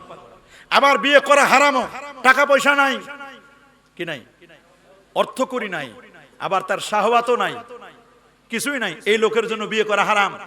ইন জেনারেল স্বাভাবিকভাবে বিয়ে করা হলো সুন্নাত। রাসূল বলেছেন, আন-নিকাহু মিন সুন্নতি, বিয়ে করাটা আমার সুন্নাত। মান নাকাহা ফাকাদ ইসতাকমালাল ঈমান, যে বিয়ে করলো, মনে রাখবে, যে বিয়ে করলো তার ঈমানটা পরিপূর্ণ হয়ে গেল। আল্লাহু আকবার বলেন। আরবাউম মিন সুনানিল মুরসালিন, চারটা বিষয় আছে নবীদের সুন্নাত। আতর ব্যবহার করে নবীদের সুন্নাত, মিসওয়াক করে নবীদের সুন্নাত। সুবহানাল্লাহ বলেন, আল্লাহু আকবার বলেন। আর সাথে সাথে রাসূল বলেছেন, আন-নিকাহ, বিবাহ করা এটা নবীদের সুন্নাত। আমার নবী বিয়ে করেন নাই? বলেন না, করেন নাই? আম্মা জান আয়েশা সিদ্দিকা রাদিয়াল্লাহু তাআলা আনহাকে যে বিয়ে করলেন, এটা তো শাওয়াল মাসে, এবং বিয়েটা পছন্দ করেছেন আমার আল্লাহ রব্বুল আলামিন। নবীর বিয়ে পছন্দ করে দিলেন মা আয়েশাকে। সুবহানাল্লাহ বলেন। এটার মধ্যস্থতা করেছেন জিবরিল আমিন, পছন্দ করেছেন রব্বুল আলামিন, বিয়ে করেছেন রাহমাতুল লিল আলামিন। আল্লাহু আকবার। রাসূল বলেছেন, আমার আয়েশা, এটাকে টুকটুকে লাল হুমায়রা বলা হতো। সুবহানাল্লাহ বলেন। আয়েশা রাদিয়াল্লাহু তাআলা আনহার নেক নেম ছিল হুমায়রা, টুকটুকে লাল। সুবহানাল্লাহ, আল্লাহু আকবার বলেন। 2210টা হাদিস জানতেন তিনি। রাসূল বলেছেন, 1/3 ইসলামের 3-এর 1 অংশ, 1/3, 3-এর 1 অংশ ইলম, জ্ঞান তুমি আয়েশার কাছ থেকে নিবে। এইজন্য কেবার মিনাস সাহাবা, সাহাবায়ে কেরামের বড় বড় বুজুর্গ সাহাবীরা মা আয়েশার কাছ থেকে ইলম নিতেন। জটিল কঠিন মাসআলাগুলো মা আয়েশা রাদিয়াল্লাহু তাআলা আনহা থেকে জেনে নিতেন। আর আজকের মা খালাদের অবস্থা, এদের কাছে ইলম তো নেওয়া দূরের কথা, এরা নামাজই তো পড়ে না। আমার আল্লাহ আয়েশা রাদিয়াল্লাহু তাআলা আনহাকে সালাম দিয়েছিলেন। মা আয়েশার পবিত্রতার ব্যাপারে সূরাতুন নূর নাযিল হয়েছে। রাসূল বলেছেন, আল্লিমুন নিসা, তোমরা নারীদেরকে শিক্ষা দিবা। সূরাতুন নিসা, সূরা নিসা নারীদেরকে শিক্ষা দিতে বলেছেন। সূরাতুত তালাক, সূরা তালাক শিক্ষা দিবে নারীদেরকে। সূরা আহজাব, সূরাতুল আহজাব, এই সূরাটা শিক্ষা দিতে বলেছেন। সূরা তালাক শিক্ষা দিবা নারীদেরকে, সূরাতুন নিসা শিক্ষা দিবে নারীদেরকে, সূরাতুল আহজাব শিক্ষা দিবে নারীদেরকে। নারীরা সূরা তালাক আর আহজাব আর সূরা নিসা তো শিখবে দূরের কথা, ওরা কোরআন মাজিদ পড়তেই পারে না। আর সন্তানদেরকেও পড়ায় আগডুম বাগডুম, ঘোড়ার ডিম, সাজে ডাক ডোল, সারাদিন বাজে হাট্টিমা টিম টিম, তাদের খাড়া দুটো সিং, তারা মাঠে পারে ডিম। কেমনে মাঠে পারবে না ডিম? নেপোলিয়ন বলছেন, keep me good mother, I shall give you good nation. আমাকে একটা ভালো মা দাও, আমি তোমাকে একটা ভালো জাতি উপহার দিব। মা যদি ভালো হয়, সন্তান ভালো হবে। মা যদি নষ্টা ভ্রষ্টা হয়, মা যদি সবসময় সিরিয়াল দেখে, গান বাদ্য ঢোল তবলা, একতারা দোতারা সেতারা, আউল বাউল ফাউল নিয়ে নাচানাচি করে, নামাজের খবর নাই, কোনো কিছুর খবর নাই, মনে রাখো, এই মায়ের পেট থেকে গাউসে পাক বের হবে না, এই মায়ের পেট থেকে মুহসিন আউলিয়া বের হবে না, এর মায়ের পেট থেকে গরিবুল্লাহ বের হবে না, এর পেট থেকে বের হবে আইয়ুব বাচ্চুর মতো গায়ক। কথা বলেন, জোরে বলেন। মনে রাখবেন, ভালো করে শুনবেন। 4 ইমামের ফতোয়া যে গান কোরআন সুন্নাহ বিরোধী, ওয়ালাম আন্না ইস্তিমা আল গিনা ফাসকুন, গান শোনা ফাসিকি, ওয়াল জুলুসু ফিহা নিফাকুন, গানের মজলিসে বসা মুনাফিকি, ওয়া তালাদ্দুদু বিহা কুফরুন, গান শুনে নাচানাচি করা, ফালাফালি করা ঈমান হারা। বউ থাকলে তালাক হওয়ার সম্ভাবনা। যে গান কোরআন সুন্নাহ বিরোধী, গান শোনার যদি প্রয়োজন হয় মারফতের গান শোনো, ইসলামিক গান শোনো, তুমি ইসলামিক কনসার্ট করো, শানে মুস্তাফা শোনো, হামদে বারি তালা শোনো, নাতে মুস্তাফা শোনো, অন্য এছাড়া অন্য কিছু নয়। কথা বলুন, যারা বলুন, সাবধান। এখানে নারীদের বিয়ের বিষয়টি আল্লাহ বলেন, ফানকিহু মা তাবা লাকুম মিনান নিসা মাসনা ওয়া সুলাসা ওয়া রুবাআ। নারীকে তো বিয়ে করবা, তবে তুমি সর্বোচ্চ যদি ন্যায় নীতি ইনসাফ কায়েম করতে পারো 4টা পর্যন্ত বিয়ে করতে পারবে। কয়টা? যারা বলেন কয়টা? তবে বিয়ে করার আগে নারীকে মোহর দিবা। আসমান জমিন সাক্ষী রাখে, আকাশ সাক্ষী রাখে, তারকা সাক্ষী রেখে বিয়ে করে। বলেন আকাশ জমিন সাক্ষী রেখে বিয়ে করলে হবে? সমাজের মধ্যে পরকিয়া চলছে, ইসলাম বলছে যেন পরকিয়া না হয়, জেনা হয় গোপনে। বলেন জেনা হয়, বিয়ে হয় ওপেনে, জেনা হয় গোপনে, বিয়ে হয়। রাসূল বলেন আলিনুন নিকাহ ফিল মাসাজিদ, বিয়ে শাদী হবে মসজিদে, জেনা হবে যেই সমাজে জেনা করা কঠিন, মানে জেনা করা সহজ, ওই সমাজে বিয়ে কঠিন হবে। যেই সমাজে বিয়ে কঠিন ওই সমাজে জেনা ইজি। কথা বলেন, আরো জোরে বলেন। আমাদের সমাজে জেনা কঠিন না বিয়ে কঠিন? বিয়ে কঠিন, জেনা করা সহজ। বিয়ে করতে গেলে স্ত্রীরে 3 লাখ 5 লাখ টাকার অর্নামেন্টস দিতে হয়। এখানে আরো বেশি, 10 লাখ টাকার অর্নামেন্টস দেওয়া লাগে, খাওয়া দাওয়া, কমিউনিটি সেন্টার। আর যদি মেজবানি না করেন তাহলে তো বিয়েই হবে না। বড় বড় চিংড়ি না দিলে তো বিয়েই হবে না, ইলিশ না দিলে তো বিয়েই হবে না। আবার অনেকে আছে বোয়াল মাছ না খাওয়ালে বিয়ে হবে না, দই না খাওয়ালে বিয়ে হবে না, বিভিন্ন সিস্টেম আছে। এরকম খরচ আদির যে চাপ দেওয়া হয়, এই চাপের কারণে দেখবেন আপনি, ওরে বাপ রে বাপ, 10, 15, 20 লাখ টাকা চলে যায়। দরকার নাই 20 লাখ টাকা বাদ দিয়ে যদি আমি জেনাই করতে পারি, আমার কাছে তো জেনাটাই সহজ। নাউজুবিল্লাহ বলেন। যেই সমাজে জেনা সহজ সেই সমাজে বিয়ে কঠিন। যেই সমাজে বিয়েটাকে সহজ করুন, বিয়েকে সহজ করুন, জেনা ব্যভিচার সব চলে যাবে। জোরে বলুন, পরকিয়া সব চলে যাবে। পরকিয়া করলে কোনো অপরাধ নাই, দ্বিতীয় বিয়ে করলে সমাজের মধ্যে অপরাধ হয়ে যায়। বলেন, পরকিয়া যদি করে কোনো অপরাধ মনে করে না, কিন্তু যদি একটা স্ত্রী আছে তার আরেকটা স্ত্রীর প্রয়োজন, কথা বলেন, সে যদি বিয়ে করে, ইসলাম তো বলে দিয়েছে 4টা পর্যন্ত তুমি রাখতে পারবা। কয়টা? জোরে বলুন, 4টা। তবে বিয়ে করার সময় খেয়াল করবে, ওয়াতুন নিসা সাদাকাতিহিন্না নিহলা, বিয়ে করবা মোহর দাও, স্বাচ্ছন্দ্যে মোহর দিবে। আল্লাহু আকবার। এই পৃথিবীর কোন সমাজের কোন স্বামী যদি, কোন পুরুষ যদি বিয়ে করতে চায়, সিস্টেম হলো কোরআনের আইন বলেন, ওয়াতুন নিসা, নারীদেরকে তোমরা প্রদান করো, সাদাকাতিহিন্না, তাদের মোহর, নিহলাতান, স্বাচ্ছন্দ্যে, মনোকষ্টে নয়। কিন্তু মোহরের জায়গাটা দখল করে নিছে যৌতুক নামের কৌতুক। কথা বলেন, যৌতুক হারাম। বলেন যৌতুক কি? কেউ খায় ডাইরেক্ট, কেউ খায় ইনডাইরেক্ট, ঘুরাইয়া খায়। বলে ঘর বাড়ি সব করছি, খালি ঘরগুলো ফাঁকা। ফাঁকা মানে বুঝেন কি? খাট পাঠাও, পালং পাঠাও, সোফা সেট পাঠাও, আলমারি পাঠাও, সব ঠিক, খালি বিমানের টিকিটটা বাকি। বিদেশে সেটেল একটা গ্রিন কার্ড দরকার, ছেলে লেখাপড়ার কমতি নাই, কি দরকার? সরকারি চাকরি দরকার, চাকরিটা দিলেই এটা খাই ঘুরাইয়া খাইছে।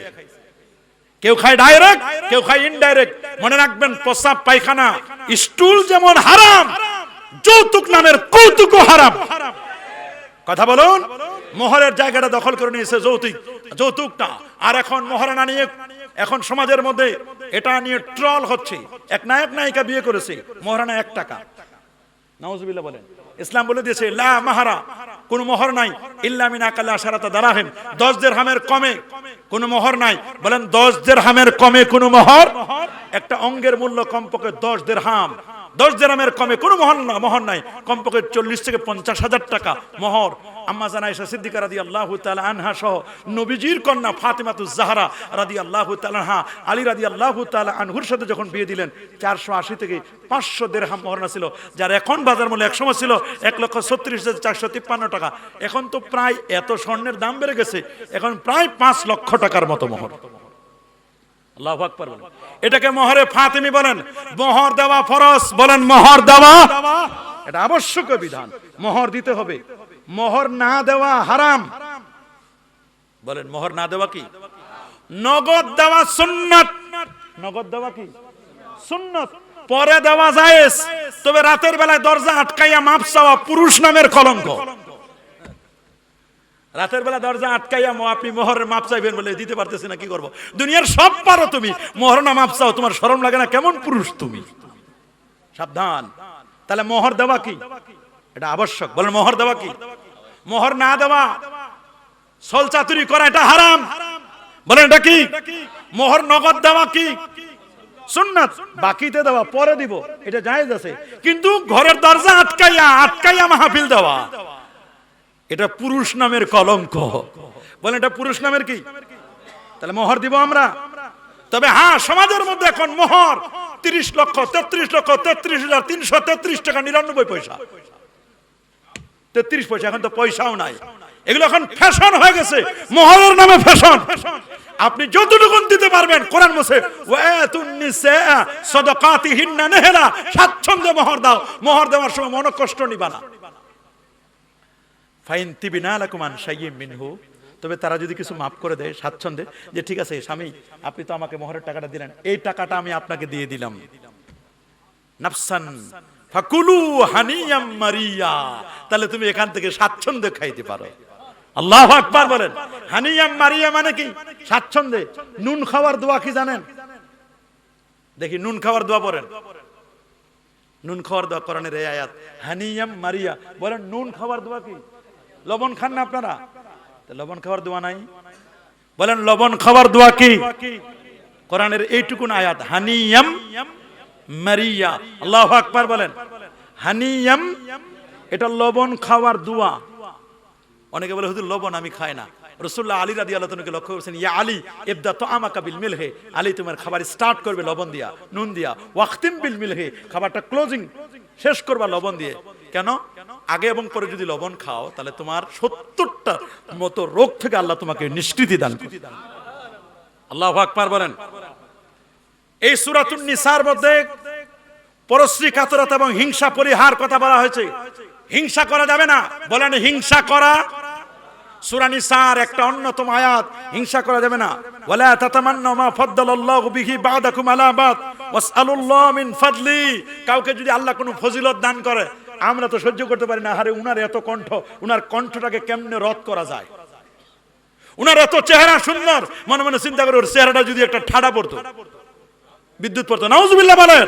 আরেকজন সুন্দর খাবার দাবার খাচ্ছে, ওই লোকের যেন অভাব অনটন হয়। একজন ভালো পড়াশোনা করছে, তার ব্যাপারে আমরা হিংসা করি। বলেন হিংসা করা যাবে? আরো জোরে সবার মুখে। রাসূলুল্লাহ বলে দিয়েছেন, ইয়াকুম ওয়াল হাসাদ, তোমরা হিংসা করা থেকে বেঁচে থাকো। ফাইন্নাল হাসাদা, নিশ্চয় হিংসা,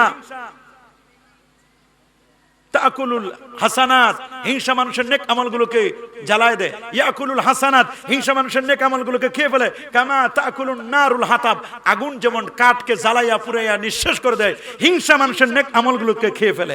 আপনারা কি হিংসা করবেন? করেন না? না, সব মুহসিন আউলিয়া বসা এখানে, কেউ হিংসা করে না। কি আপনারা কেউ হিংসা করেন না? কেউ করেন না? করেন না? করেন করেন করেন। আসমানের প্রথম অপরাধ হিংসা এবং অহংকার, যেটা করেছিল মিস্টার ইবলিস। কে? কে? আদম আলাইহিস সালামকে সিজদা করে। জমিনের প্রথম অপরাধ হিংসা। কে কে করেছিল? কাবিল। তার ভাই হাবিলের বউ সুন্দরী, এই জন্য বলছে তোমার বউ সুন্দরী হবে, আমার বউ কম সুন্দরী হবে। হিংসা করেছিল, এই জন্য হিংসা করা যাবে। লা তাহাসাদু, হিংসা করো না। ওয়ালা তাবাগাদু, হিংসা করা যাবে না। আরেকজনের সাথে দুশমনি করা যাবে না। আমরা কি হিংসা করব? অথচ আমরা হিংসা করি। এক আল্লাহর ওলি আসছে জঙ্গলে। কোন জায়গায়? বলেন জঙ্গল মে মঙ্গল হয়। জঙ্গলে কি আছে? এক আল্লাহর ওলি আসছে জঙ্গলে। সবাই হুজুরের কাছে যায়, হুজুর দোয়া করেন, আল্লাহ যেন আমাকে এই দেন এই দেন। যে যা দোয়া চায়, আল্লাহ পাক রব্বুল আলামিন তাদের দোয়াগুলোকে আল্লাহর ওলির উসিলায় কবুল করেন। কারণ বুখারীতে হাদিস আছে, ওয়া ইন সাআলানি লাউতিয়ান্না, আমার কোনো বন্ধু যদি আমার কাছে কোনো কিছু চাই, আমি তার চাওয়া আর পাওয়াকে কবুল করে নেই। ওয়া ইন ইস্তাজানি লাউইজান্না, সে যদি আশ্রয় চায় আমি তাকে আশ্রয় দেই। একটা যুবক গেছে হুজুরের কাছে, হুজুর আমার জীবনের একটা চাওয়া পাওয়া, আপনি একটু দোয়া করবেন। বলে কি দোয়া বাবা? বলে হুজুর আমি এতিম, আমি কি, আমার মাও নাই, আমার বাবা নাই, আমার জীবনের একটা আশা হুজুর, আমি একটা একতলা বিল্ডিং করতে চাই, আপনি খালি দোয়া করেন যেন একতলা বিল্ডিং এ আমি একটু ঘুমাতে পারি। তো হুজুর চক্ষু বন্ধ করলেন, চক্ষু বন্ধ করে বললেন, বাবা ঠিক আছে, তোমার একতলা বিল্ডিং হবে, শর্ত। কি শর্ত হুজুর আবার? বলে তোমার যদি একতলা হয় তো তোমার পাশের বাসায় তোমার চাচাতো ভাই তার 2 তলা বিল্ডিং হবে। বলছে হুজুর আমার বিল্ডিং লাগবে না, দরকার নাই। কেন? বলে এই জন্য দরকার নাই, ওই চাচাতো ভাইয়ের সাথে আমার হিংসা। আমার একতলা হবে, আমার চাচাতো ভাইয়ের 2 তলা বিল্ডিং হবে, এই চোখ দিয়ে আমি দেখবো হুজুর, আর 2 তলা থেকে উকি মারবে আমারই। হুজুর আমার দরকার নাই বিল্ডিং। দেখেন হিংসা কারে বলে। এরকম হিংসা করেন কিনা আপনারা? করে না? 3 মাস পর আবার আল্লাহর ওলি আসছে। লোকটা বলছে হুজুর আমি তো বলছিলাম 3 মাস আগে দোয়া ফেরত নিতে, আবার দোয়াটা দেন, খালি একটু ঘুরাই দিবেন। বলে কি? কই হুজুর আমার চোখ কয়টা করে? 2টা। হুজুর আমার একতলা বিল্ডিং হলে আমার চাচাতো ভাইয়ের যদি 2 তলা বিল্ডিং হয়, আমার 2টা চোখ তো, আমার বাম চোখটা কানা করে দেন। আমার একতলা হলে যদি ওর 2 তলা হয়, আমার একটা চোখ কানা হলে আমার চাচাতো ভাইয়ের চোখ কানা হবে কয়টা? বুঝেন হিংসা কারে বলে? আমার একতলা বিল্ডিং হলে তার যদি 2 তলা হয়, তা আমার একটা চোখ কানা করে দিলে তো নিয়ম অনুযায়ী আপনার কথা অনুযায়ী 2টা চোখ কানা হবে তার, তা আমার একটা চোখ কানা করে দেন, ওর 2টা চোখ কানা হবে। এবার হুজুরের 2 তলা কেন, 10 তলাও দিলে আমার কোনো আপত্তি নেই। বলে কেন? হুজুর তো দেখতে পারবে না, আর আমার একতলা দিবেন, আমার ডান চোখটা যদি ক্লিয়ার থাকে হুজুর আমি এক চোখ দিয়ে দেখে যাব। কি হিংসা করা যাবে? জোরে বলুন, আরো জোরে, সবার মুখে। আরে এই সূরার মধ্যে মুনাফিকদের আলোচনা আসছে। আমাদের সমাজে মুনাফিক আছে না নাই? মুযাবযাবিনা বাইনা যালিক, লা ইলাহা উলা ওয়া লা ইলাহা উলা। মুনাফিকরা দোটানায় পড়ে আছে। কাফের স্পষ্ট, মুমিন স্পষ্ট, সবচেয়ে বড় নিকৃষ্ট হলো মুনাফিক। এজন্য কোরআন বলছে ইন্নাল মুনাফিকিনা ফিদ দারকিল আসফালি মিনান নার। মুনাফিকরা জাহান্নামের অতল গহ্বরে। আমরা মুনাফিক হব না। কি মুনাফিক হব? যারা বলেন মুখে মধু অন্তরে বিষ, উপরে ফিটফাট ভিতরে সদরঘাট, এর নাম মুনাফিক। আমাদের সমাজে মুনাফিক আছে না নাই? রাসূল বলেছেন আরবাউ মান কুন্না ফিহি কানা মুনাফিকান খালিসা। 4টা খাসলত যার মধ্যে থাকবে ওই লোকটা নির্ভেজাল মুনাফিক। নাম্বার 1 ইজা হাদাসা কাযাবা। মিলাই নেন আপনি কি পরিমাণ মুনাফিক, আপনার মধ্যে এই খাসলত আছে কিনা। কথা বলার সময় মিথ্যা বলে, হিসাব করেন আপনি মিথ্যা বলেন কিনা, মিলাই নেন আপনার মধ্যে আছে কিনা। ইজা হাদাসা কাযাবা 1। 2 ইজা উতুমিনা খানা। আমানত রাখলে খিয়ানত করেন। রাখছে 2000 টাকা নোট, ওটারে ভাঙাইয়া টাকা খরচ করেছেন, বলে না তুমি আমার কোনো টাকাই রাখো নাই, টাকাই দাও নাই। নাউজুবিল্লাহ বলেন। এটা খিয়ানত করা যাবে? আমানতের খিয়ানত, এটা কিয়ামতের আলামত, এটা মুনাফিকের আলামত, এটা মুনাফিকের, এটা কিয়ামতের আলামত। 3 ইজা আহাদা গাদারা। প্রতিশ্রুতি দিলে ভঙ্গ করে, যে যদি আমি এমপি নির্বাচিত হই তোমাদের এলাকার সমাজের যত রাস্তাঘাট সব উন্নতি করব। প্রতিশ্রুতি দিছে, যেদিন ভোট হবে তার আগ পর্যন্ত 7 আপ খুললে ফস করে উঠে, ভোট শেষ আর ফস করে না। দ্বিতীয়বার খুললে কি আর 7 আপ ফস করে উঠে? ভোট শেষ আর ফস করে উঠে না। এমপি সাহেবের আর দেখা নাই। ভোটের আগে বারবার আসে। কথা বলেন, মনে রাখবেন প্রতিশ্রুতি দেওয়ার পরে ভঙ্গ করে। আমাদের দেশের অধিকাংশ নেতা প্রতিশ্রুতি ভঙ্গ করে, কত হুজুরও প্রতিশ্রুতি ভঙ্গ করে। ইজা আহাদা গাদারা, প্রতিশ্রুতি দিলে ভঙ্গ করে। ওয়াইজা খাসামা ফাজারা, যখন গালি দেয় বাপ দাদার নাম তুলে গালি দেয়। বলেন বাপ দাদার নাম তুলে গালি দেওয়া যাবে? সিবাবুল মুসলিমে ফুসুক, কোন মুসলমানকে গালি দেওয়া ফাসিকি, ওয়া কিতালুহু কুফ, কোন মুসলমানকে হত্যা করা এটা কুফরি। বলেন আপনারা গালি দেন কিনা? কেউ গালি দেন না, দেন না? চিটাগাঙ্গের ভাষায় গালি দেন, যাতে করে আমি না বুঝি। এমন গালি দেন আপনারা। গালি তো দেন, গালি দেওয়া যাবে? বলেন গালি দেওয়া যাবে? মনে রাখবেন 4টা খাসলাত যার মধ্যে থাকবে এই লোকটা মুনাফিক। বলেন এই লোকটা কি? আমাদের সমাজে সমাজটাকে নষ্ট করছে কারা? মুনাফিকরা। বলেন কারা? মুনাফিকদেরকে বলা আছে কাশাআতিল আয়রা, পাঁঠা ছাগলের মতো, একবার এর কাছে যায় একবার এর কাছে যায়। নাউজুবিল্লাহ বলেন। এরা হলো ইঁদুরের মতো। ইঁদুরের 2টা গর্ত থাকে, এক গর্তে পানি ঢাললে আরেক গর্ত দিয়ে বের হয়ে যায়। মুনাফিক। কথা বলেন, এরা খোসা পাল্টায়। রাসূল বলেছেন তাজিদুনা শাররান নাস ইয়াউমাল কিয়ামাতে জালওয়াজহাইন। ওই ব্যক্তিকে কিয়ামতের দিন সবচেয়ে নিকৃষ্ট পাবে যে দ্বৈত নীতি অবলম্বন করে। আমাদের সমাজে দ্বৈত নীতি অবলম্বনকারী আছে না নাই? আমরা কি মুনাফিক হব? এই সূরায় আলোচনা করা হয়েছে। আল্লাহর জিকিরের গুরুত্ব নিয়ে, ফাইজা কাযাইতুমুস সালাত ফাযকুরুল্লাহা কিয়ামান ওয়া কুউদা, নামাজ শেষ করবে তখন তোমরা আল্লাহ পাকের জিকির করবে, ওয়ালা জুনুবিহিম, তখন দাঁড়িয়ে বসে শুয়ে সর্বাবস্থায় আল্লাহকে স্মরণ করবে। দাঁড়ায়ও জিকির করা যায় কি যায় না? বসে যায় কিনা? শুয়েও যায় কিনা? অনেকে বলে নামাজে জিকির, আর আল্লাহ বলেন ফাইজা কাযাইতুমুস সালাত, নামাজ শেষ করবা, ফাযকুরুল্লাহ, নামাজ শেষ করে জিকির করো। নামাজের পরেও জিকির আছে না নাই? হ্যাঁ, নামাজ এক প্রকার জিকির, ওয়ালা যিকরুল্লাহি আকবার, নামাজ সর্বোত্তম জিকির, রোজাও জিকির, হজও জিকির, হজ যাকাতও জিকির। আবার লা ইলাহা ইল্লাল্লাহ, আফজালু যিকরি লা ইলাহা ইল্লাল্লাহ, সর্বোত্তম জিকির হলো লা ইলাহা। আমরা জিকির করব কিনা? ওয়াজকুর ইসমা রাব্বিক, তোমার রবের নামের জিকির করো, আল্লাহ আল্লাহ আল্লাহ আল্লাহ আল্লাহ আল্লাহ, এই জিকির করা যাবে না? তবে এক নম্বর হু হু হু আছে না, হু।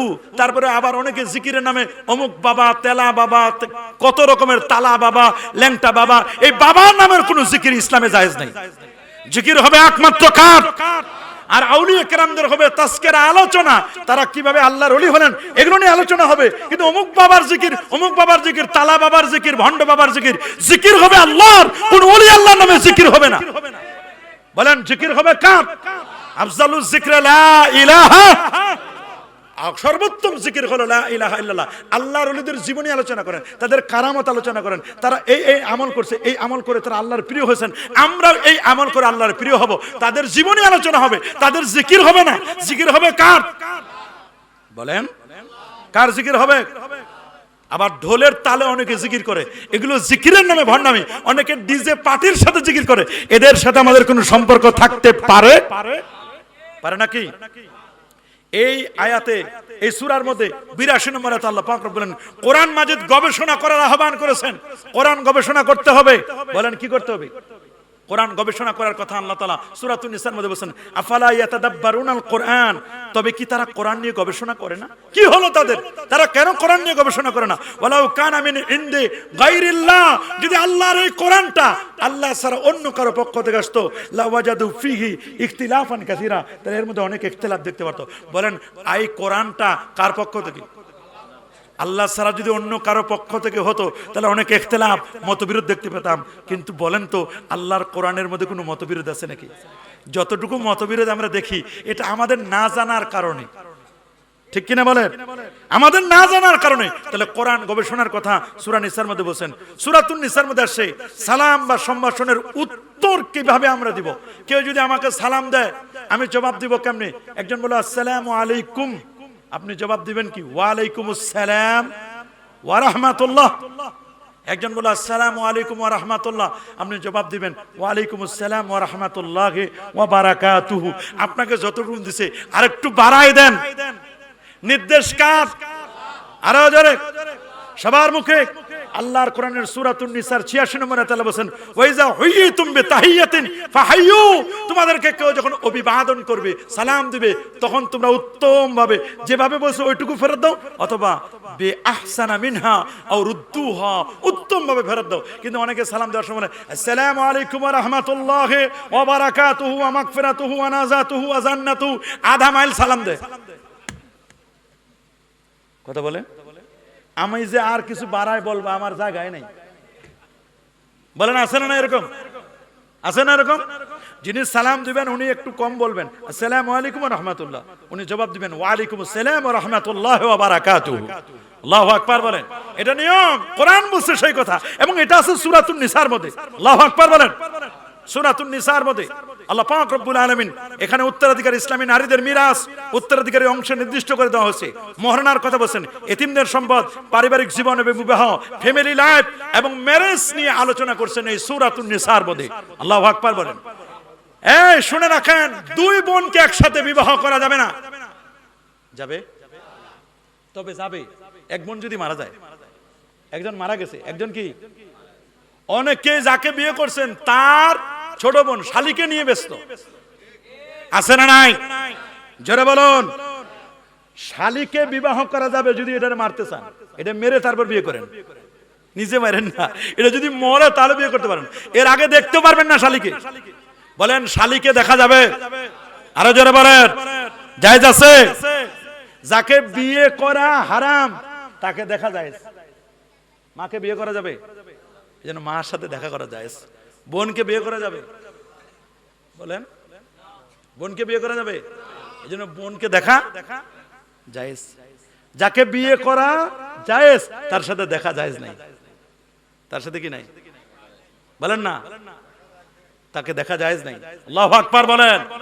কারণ জিনা ব্যভিচার হওয়ার সম্ভাবনা আছে। আবার অনেকে ভাবির সাথে দেখা করে। দেবর আছে না, দেবর আপনাদের সমাজে কি বলে? রাসূলুল্লাহ বলেন আল হামু আল মাউত, দেবর হলো মৃত্যুর মতো। মৃত্যুকে যেমন ভয় পাও, দেবরকে ওরকম ভয় পাবে ভাবি। ভাবি আছে না, দেবরকে ভয় পাবে। ফিতনা হওয়ার আশঙ্কা। রাসূল বলেন আন নিসাউ হেবালাতুশ শায়াতিন, নারীরা হলো শয়তানের কারেন্টের জালের মতো। ওই জালে যেমন মাছ আটকে, যে কোনো পুরুষ আটকে যেতে পারে। জামালপুরের ডিসি আটকে যায় নাই? কত বিসিএস ক্যাডার, কত পুলিশ প্রশাসনের বড় বড় অফিসার, কত হুজুর, কত আলেম, কত মুহাদ্দিস, কত পীর নারী কেলেঙ্কারিতে ধরা খাইয়া মামলা আদালতে ঝুলতেছে। কত হুজুরের চাকরি গেছে। তাহলে নারী এমন 3W তো পৃথিবীতে শেষ করছে। www. কয় ডব্লিউ? এক ডব্লিউ হলো ওমেন, নারী। ওমেন, ওমেন লিখতে ডব্লিউ লাগে না? আর এক ওয়াইন, ওয়াইন মানে মদ, ওয়াইন লিখতে ডব্লিউ লাগে, WIN, ওয়াইন। ওয়াইন হলো মদ, মদ দেশটারে শেষ করছে, পৃথিবী শেষ করছেন, এটা খতরনাক। আর এক ডব্লিউ হলো ওয়ার, ওয়ার মানে যুদ্ধ। যুদ্ধ বন্ধ হয়েও হয় না। এই যুদ্ধ বন্ধ হয় না, যে কারণে পাম্পে তেল নাই, অথচ অফিস আদালতে তেলের অভাব নাই। একজন আরেকজনে কেমনে তেল দে স্যার, আপনার মধ্যে কোনো মানুষে হয় না। কথা বলেন, তেলের উপরে তেল, তেলা মাথায় তেল, কিন্তু পাম্পে তেল নাই। জলবরণ পাম্পে কি নাই? তেল নাই। বিশেষ প্রয়োজনে শর্ত সাপেক্ষে 4 জন পর্যন্ত স্ত্রীর অনুমতি থাকলেও ন্যায় বিচার পর সর্বোচ্চ গুরুত্ব দেওয়া হয়েছে। 4 জন পর্যন্ত বিয়ে করতে পারবে। স্বামী স্ত্রীর মধ্যে বিবাদ দেখা দিলে মীমাংসার জন্য উভয় পক্ষ থেকে সালিশ নিয়োগের পরামর্শ দেওয়া হয়েছে সূরাতুন নিসার মধ্যে। স্বামী স্ত্রী গ্যাঞ্জাম হয় কিনা? আচ্ছা বলেন, ঠুনকো কথায় গ্যাঞ্জাম হয়েছে কি তালাক মারে দিব? আমাদের কাছে যে কত ফোন আসে দিনে, অভাব নাই, বলে হুজুর দিয়ে দিছি তালাক। বলে কয়টা? হুজুর 100। বলে কারে দিলেন? বলে হুজুর খালি স্ত্রীর না, ওর মা সহ 14 গোষ্ঠীর তালাক দিছে। রাগ উঠছে, বলে হুজুর রাগ করে তালাক দিছি। হুজুর আমার তালাক হয়েছে কিনা? ভাই তালাক কেউ খুশি মনে দেয় না, তালাক তো মানুষ রাগ করে দেয়। বলে হুজুর এমন রাগ উঠছে মাথায়, তালাক দিতে দিতে 14 গোষ্ঠীর তালাক দিয়ে দিছে। বলে উনার মা কি অন্যায় করলো, 14 গোষ্ঠী কি অন্যায় করলো? হুজুর রাগ তো থামাইতে পারি নাই। তালাক দেওয়ার পরে হুজুর আমার সংসার কেমনে টিকবে? হুজুর এখন তো আমি বুঝি নাই। বলেন একটা মানুষের খুন করার পরে কানলে কাজ হবে? কইছে হুজুর আমি তো একসাথে 3টা দিয়ে ফেলছি। আবার আমাদের দেশের কিছু আলে হাদিস আছে একসাথে 3টা দিলে হবে না, তো একসাথে 3টা খুন করলে হবে না? 3 খুন একসাথে যদি 3টা কোপ দিই, কোপ লাগবে একটা, কয়েকটা কি? একসাথে একজনের 3টা কোপাইলাম, লাগবে কয়টা? 3টাই লাগবে। তালাক যদি একসাথে 3টা দেন তাহলে 3টাই লাগবে। তবে সিস্টেম হলো আস্তে আস্তে করে কোপাও। মানে প্রথমে 1 মাসে একটা দেন, দ্বিতীয় মাসে আরেকটা, তৃতীয় মাসে আরেকটা। এটা হলো সুন্নতি তালাক। তালাকে বেদি আছে, তালাকে সুন্নি আছে, আবার তালাকে বেদাতি তালাক আছে, সুন্নি তালাক আছে। তালাকে সুন্নি আছে, বেদাতি। প্রত্যেক মাসে মাসে একটা তালাক দেওয়া, এটা সুন্নত তরিকার তালাক। বলে এটা কি তালাক? আর একসাথে 3টাই দিয়ে দেয়, এটা বেদাতি তালাক। বেদাতি তালাক। এই জন্য তালাক দেওয়ার সিস্টেম আছে, তবে একসাথে 3টা দিলে 3টাই কার্যকরী হবে। হাত্তা তানকিহা যাওজান গায়রা। এখন যদি আপনি হিল্লা করতে চান, হিল্লা করতেও নবী লানত করছেন, অভিসম্বাদ করছেন, হিল্লা করা যাবে না। তারপরও হারাম কাজটা করে যদি সংসার টিকানো যায়, তাহলে এই মহিলাটা স্বামীর থেকে যখন তালাক দেবে, স্বামী যখন কোনো নারীকে তালাক দেয়, ওয়াহাতাজ্জাতিল আরশ, আল্লাহর আরশটা কেঁপে উঠে। তালাক দিছে, 3 মাস ইদ্যত পালন করবে। 3 মাস ইদ্যত পালন করার পরে এই স্ত্রী আবার আরেকজন স্বামীর সাথে বিয়ে হবে, ওটা ন্যাচারাল হবে, শিখাই দিবে না। ও বিয়ে করে ওর সাথে ফিজিক্যাল রিলেশন হবে, আবার তাকে ছেড়ে দেওয়ার পরে 3 মাস ইদ্যত পালন করে মনটা জেগেছে রে, পুরান ভাতই ভালো। পুরান ভাত, পুরান চালে বেশি ভালো আছে না? পুরান চালে ভাতে পারে, বলে আগেরটাই ভালো ছিল। আগেরটাই কি? পরে আবার মনে জাগছে, এবার প্রথম স্বামীর কাছে ফিরে আসছে। এটা পারবে যদি দ্বিতীয় আরেকজন স্বামী তাকে তালাক দিয়ে আবার ফিরে আসতে চায়, আবার সংসার। না ইয়া আইয়ুহাল্লাযীনা আমানু আতিউল্লাহ, হে ইমানদার বান্দাগণ আল্লাহর আনুগত্য করো, ওয়া আতিউ রাসূল, রাসূলের আনুগত্য করো, ওয়া উলিল আমরি মিনকুম, উলিল আমর মুস্তাহিদ ফুকাহা ফকিহ সাহাবীদের অনুসরণ করো। হানাফি, শাফি, মালিকি, হাম্বলি, এই আয়াতটা মাযহাবিদের জন্য। এই আয়াত দিয়ে আমরা দলিল দিই মাযহাব মানা আবশ্যক। অনেকে বলে কোরআন মানে হাদিস মানে, আয়াতে বলেছেন আতিউল্লাহ, আল্লাহর আনুগত্য করো কোরআন, আতিউ রাসূল, রাসূলের আনুগত্য করো সুন্নাত, ওয়া উলিল আমরি মিনকুম, উলিল আমর হচ্ছে মুস্তাহিদ ফকিহ, হানাফি, শাফি, মালিকি, হাম্বলি, এদের আনুগত্য ইত্তেবা করতে হবে। আমরা কি ইত্তেবা করতে চাই কি চাই না? কি বলেন, করা যাবে না? এদের আনুগত্য করতে হবে। একটা গুরুত্বপূর্ণ আরেকটি আয়াত রয়েছে এই সূরার, খুবই গুরুত্বপূর্ণ আয়াত। আল্লাহু আকবার বলেন। এই আয়াতটা নবীজির রওজা মুবারাকে লেখা। সুবহানাল্লাহ বলেন। কোন জায়গায়? নবীজির রওজা মুবারাকে। নবীজির রওজা মুবারাকে লেখা আছে ওয়ালাউ আন্নাহুম ইযযালামু আনফুসাহুম জাউকা ফাস্তাগফিরুল্লাহ ওয়াস্তাগফার লাহুমুর রাসূল লাওয়াজাদুল্লাহা তাওয়াবার রহিমা। আল্লাহু আকবার বলেন। একটা নবীজির রওজা মুবারাকের মধ্যে লেখা আছে, নবীজির রওজা মুবারাকে, এবং নিচে লেখা আছে ইয়া খায়রা মান দুফিনাত বিল কায়াযামুহু ফাতাবা মিন তিবিহিন্নাল কাওয়ালাকামু নাফসিল ফিদাউ লিকবরিন আনতা সাকিনুহু ফীহিল আফাফু ওয়া ফীহিল জুদু ওয়াল কারাম। এই আয়াত থেকে প্রমাণিত। মাশাআল্লাহ মাশাআল্লাহ, আলহামদুলিল্লাহ। আজকের মাহফিলের সম্মানিত প্রধান আলোচক, উনি প্রধান আলোচক চলে আসছেন। এখন আর আমাদের বিশেষ আলোচকের কোনো দাম নাই, উনি মূল আলোচনা করবেন এবং আপনাদের চট্টগ্রামের ভাষা দিয়ে উনি সুন্দর করে বুঝাই দিবেন। আমি তো সূরাতুন নিসা এমনি তো কঠিন সূরা, আবার এটা তাফসীর বোঝার জন্য যেই রকমের মগজ মন মস্তিষ্ক দরকার, সেই রকমের মন মস্তিষ্ক তৈরি করা বড় কঠিন। এরকম সিচুয়েশন আমাদের সমাজ এখন খুব কম তৈরি হয়েছে। যাই হোক, মসজিদ ফান্ডের টাকা দিয়ে টাকা লাগানো যাবে কিনা? লাগানো মানে সুদ নাকি? নাউজুবিল্লাহ, এটা সম্পূর্ণরূপে হারাম। সুদে ৭৩টা গুনাহ, সবচেয়ে ছোট্ট গুনাহ নিজের মায়ের সাথে জিনা করা। আর সেটা যদি আল্লাহর ঘরের টাকা আপনি লাগান তাহলে তো আরো বড় কঠিন অবস্থা। যে হুজুর নাকি সুদ খাবে তার পিছনে নামাজ পড়া যাবে কিনা? আহারি মাবুদ, যেই হুজুর সুদ খায় এটা হুজুর না, এটা আলেম না, এটা জালেম। এ কি আলেম? এটা আলেম না। সুদে ৭৩টা গুনাহ, ছোট্ট গুনাহটা জানলেন, ৭৩তম গুনাহটার নাম নিজের মায়ের সাথে জিনা করা। আর আগের যে প্রথমটা আছে দ্বিতীয়টা আছে ওটা জানবেন না? প্রথমটা শুনেন। প্রথম গুনাহটার নাম হলো সে যেন আল্লাহ এবং আল্লাহ রাসূলের বিরুদ্ধে যুদ্ধ ঘোষণা করলো। যেই লোক আল্লাহ আল্লাহ রাসূলের বিরুদ্ধে যুদ্ধ ঘোষণা করে, এই ইমামের পিছনে আপনি নামাজ পড়বেন, তো এই নামাজ পড়ার অর্থ কি? যে আল্লাহর বিরুদ্ধে যুদ্ধ ঘোষণা করে, রাসূলের বিরুদ্ধে যুদ্ধ ঘোষণা করে, আর সেই ইমাম নামাজ পড়ে আল্লাহু আকবার। তো আল্লাহর বিরুদ্ধে যুদ্ধ ঘোষণা করে আল্লাহু আকবার বলে নামাজ হবে? ইমামের পিছনে নামাজ পড়া যাবে? সাবধান সাবধান, এদের পিছনে নামাজ হবে না। ভাই শেষ করেন তাড়াতাড়ি। কি লিখছেন? মাইয়িতকে সামনে রেখে দোয়া মুনাজাত করা যাবে কিনা? মনে রাখবেন, মাইয়িতকে সামনে রেখে প্রথম কথা হলো 3টা জিনিস ডিলে করা যায় না। কয়টা? কথা বলেন। 3টা জিনিস ডিলে করা যায় না, লেট করা যায় না। নাম্বার 1, মেয়ে বড় হয়েছে, দ্রুত বিয়ে দেন, নাহলে জেনা ব্যভিচারে লিপ্ত হতে পারে। 1। নাম্বার 2, নামাজের ওয়াক্ত হয়েছে, তাড়াতাড়ি নামাজ পড়ে নেন, মৃত্যু চলে আসতে পারে। নাম্বার 3, কেউ যদি মারা যায় দ্রুত তাকে জানাজা পড়াইয়া দাফন করেন। এখন মাইয়িতকে সামনে রেখে একেবারে দীর্ঘ আলোচনার কোনো শেষ নাই। রাজনৈতিক যত নেতা আসছে সব নেতারে দিয়ে আলোচনা করায়। কথা বলেন, এগুলো করবেন না। নামাজের জানাজাটা যখন আপনার শেষ হওয়ার সাথে সাথে কাতার ভেঙ্গে সূরা ফাতিহা 3 বার, সূরা ইখলাস 10 বার, 11 বার দরুদ শরীফ পড়ে সংক্ষিপ্ত দোয়া করে দ্রুত দাফন করেন। বলেন দ্রুত। দীর্ঘ আলোচনা করবেন। আবার অনেক আছে আলোচনা করেন কিন্তু দোয়া করলে বেদাতের ফতোয়া লাগায়। আলোচনা করলে ফতোয়াবাজি নাই, দোয়া করলে ফতোয়া।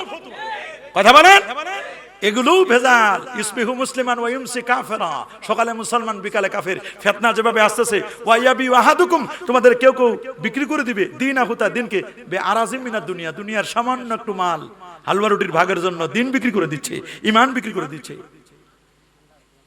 ওয়াহাবি ইমামের পিছনে নামাজ পড়া যাবে কিনা? ওয়াহাবি বলতে আমরা যদি প্রকৃত ওয়াহাবি হয়, ওয়াহাবিদের মধ্যে ভাগ আছে, ওয়াহাবি, সেমি ওয়াহাবি, আদা ওয়াহাবি। ওয়াহাবির মধ্যে কত ভাগ আছে? মূল ওয়াহাবিকে মুহাম্মদ ইবনে আব্দুল ওয়াহাব, মূলত মুহাম্মদ ইবনে আব্দুল ওয়াহাব। আব্দুল ওয়াহাব উনি সুন্নি হানাফি ছিলেন। সুবহানাল্লাহ বলেন। বলেন কি ছিলেন? সুন্নি হানাফি, উনার ছেলে মোহাম্মদ, এইটা ছিল অরিজিনাল ওয়াহাবি। আমরা অনেকে জানি না। ওয়াহাবি যিনি আব্দুল ওয়াহাব, উনি আল্লাহর ওলি ছিলেন, হানাফি মাযহাবের ছিলেন, উনি বড় বুজুর্গ ছিলেন। তাসাউফের উপর অনেক কিতাব আছে, মিলাদের উপর লেখা ওনার কিতাব আছে। আল্লাহু আকবার। কিন্তু বেজাল বাজাছে ওনার ছেলে মোহাম্মদ, কি নাম? মোহাম্মদ ইবনু আব্দুল ওয়াহাব। হ্যাঁ, এই মোহাম্মদের আকীদা ছিল, মোহাম্মদ ইবনে আব্দুল ওয়াহাব, আব্দুল ওয়াহাবের ছেলে মোহাম্মদের আকীদা ছিল তাওয়াসসুল শিরক। নাউজুবিল্লাহ বলেন। মুহাম্মদুর রাসূলের আকীদাও নেই, নাম রাখছে মোহাম্মদ। ওই যে আগেই বলছি, নাম নজর আলী, সোহে দেখে না, নাম কি? নাম মোহাম্মদ। মোহাম্মদ সাল্লাল্লাহু আলাইহি ওয়াসাল্লামের কিছুই নাই তার মধ্যে। আছে উসিলা দ্বারা শিরক, মাজারে যাওয়া শিরক, নাউজুবিল্লাহ বলেন। তাসাউফ শিরক, নবী মরে পচে গলে শেষ, এই রকম আকীদা। আল্লাহ আরশের মধ্যে সমাসীন মানে কি? আল্লাহ একটা চেয়ার নিয়ে বসা আছে, এরকম আকীদা যারা মানে, এটা মুজাসসিমাদের আকীদা, মুশাব্বিহাদের আকীদা। এই রকম আকীদা যারা রাখে, এটা এই যুগেও যদি কেউ থাকে, এদের পিছনে নামাজ তো দূরের কথা, তাদের সাথে সালাম কালামও নাই। কথা বলেন, কিসের নামাজ? কিন্তু আমরা অনেক সময় চিনি না ওয়াহাবিকে, সুন্নিকে, এটা চিনি না। যারা তারা ওয়াহাবি তোক না লাগাই দি।